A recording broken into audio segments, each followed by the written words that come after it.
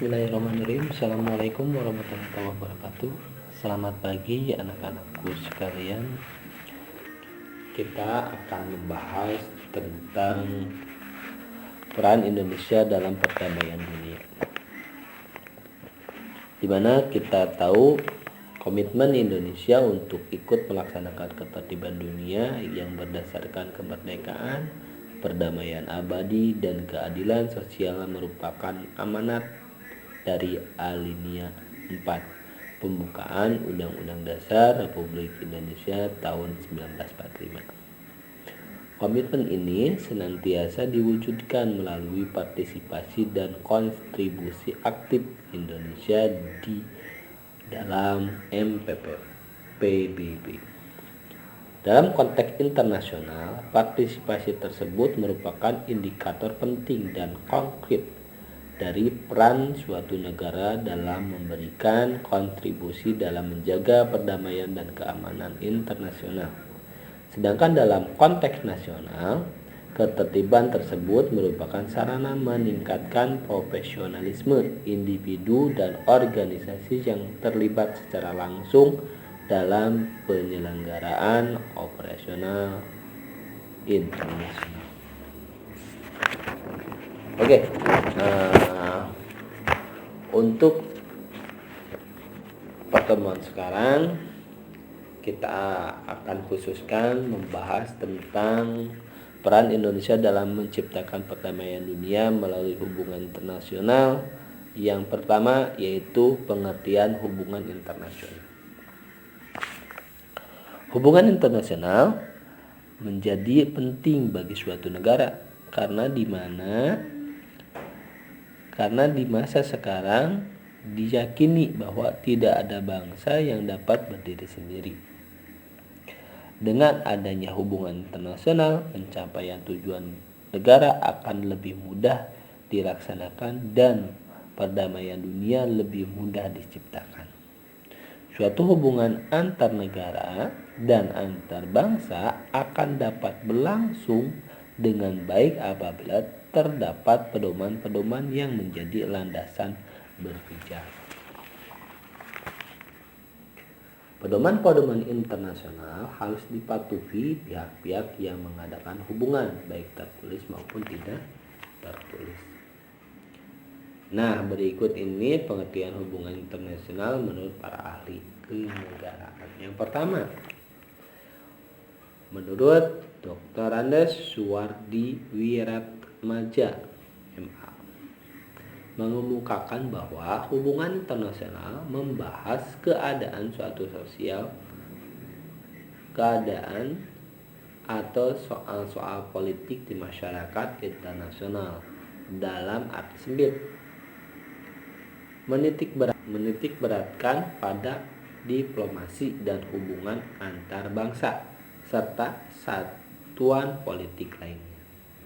Sedangkan hubungan internasional lebih sesuai untuk mencakup segala macam hubungan antar bangsa, kelompok-kelompok, bangsa, dan masyarakat dunia. Selanjutnya dikemukakan bahwa hubungan internasional mencakup beberapa jenis akar disiplin ilmu, antara lain hubungan internasional, sejarah diplomasi, ilmu kemiliteran, politik internasional, organisasi internasional, pandangan internasional, pemerintahan, jajahan, pelaksanaan hubungan luar negeri.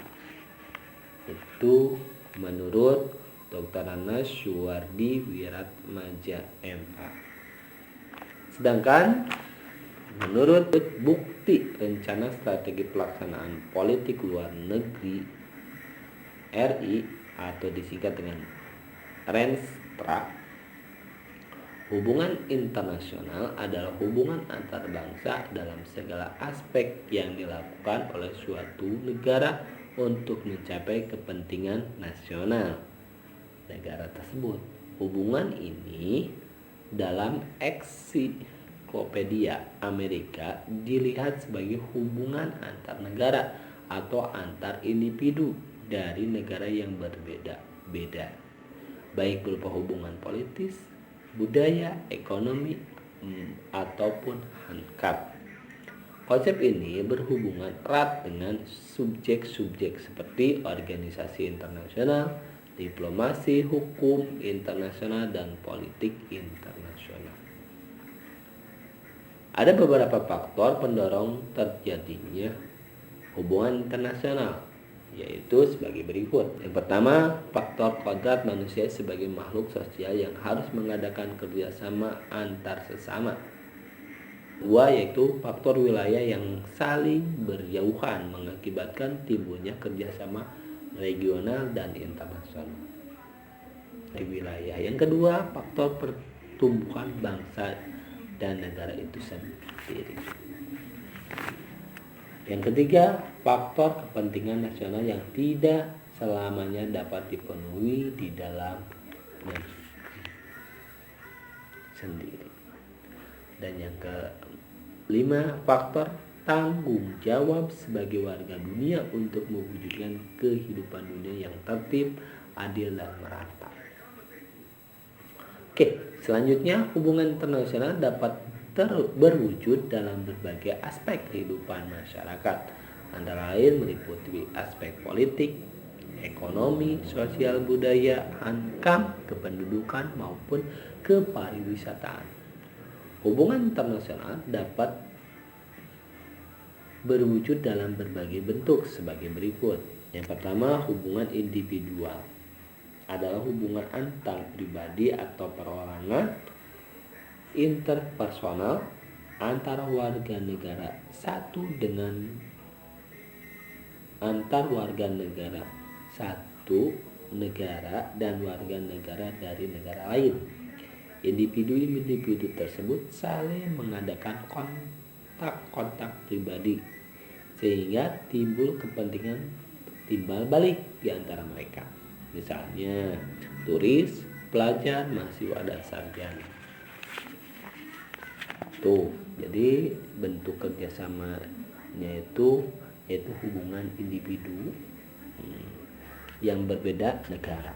Yang selanjutnya, hubungan antar kelompok adalah hubungan antara kelompok-kelompok tertentu, intergroup rasional dari suatu negara dan kelompok-kelompok tertentu dari negara lain. Kelompok-kelompok tersebut mengadakan hubungan secara insidental, periodik maupun permanen. Misalnya, hubungan antar lembaga swadaya masyarakat. Selanjutnya, yaitu hubungan antar negara adalah hubungan antara negara yang satu dengan negara lainnya dalam pergaulan internasional. Dalam hubungan ini, negara bertindak sebagai suatu institusi. Mungkin itu aja dulu untuk pertemuan yang sekarang ini. Maaf dari Bapak. Mohon maaf. Assalamualaikum warahmatullahi taala wabarakatuh.